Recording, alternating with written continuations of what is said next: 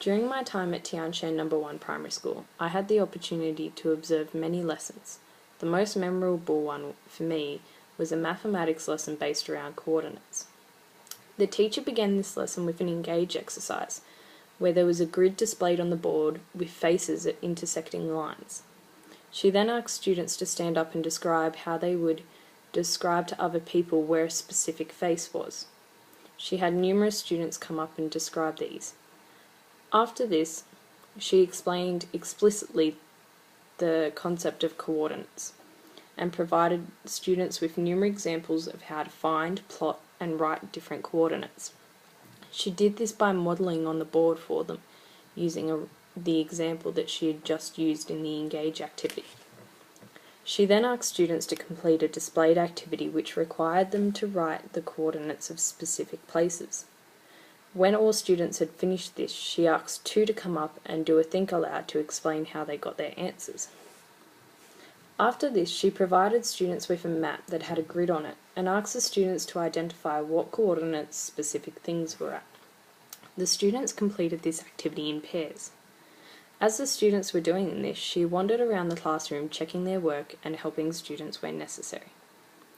The teacher then brought all the students' attention back to her and taught them the reverse, where they were given the coordinates and they had to plot the specific things at those coordinates.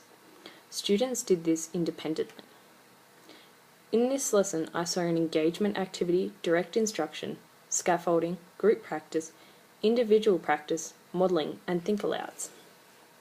I was shocked because even though everything was in a different language, I could understand exactly what was happening as I was familiar with all the elements within that lesson and what they looked like. I was shocked because the way that this Chinese teacher was teaching was not what I had assumed was the way that they taught. I had thought that Chinese teachers provided a lot of direct instruction and then had students to do exercises out of textbooks. I assumed this because of the images I had seen in movies and social media, where students are sitting in rows doing work out of books with miserable looks on their faces. I believed it to be a strict system because of the stereotype that all Chinese people are quite rigid in the way that they do things. What I learnt was that Chinese teachers actually do teach in a similar way to what Australian teachers do. This surprised me, but at the same time made me really happy, because it was like, even though we're across a great divide and in different countries, we have similar teaching methods, which, because I know that the way that I teach is effective, then the way that they teach is also effective. Students were not stuck working by themselves out of outdated books.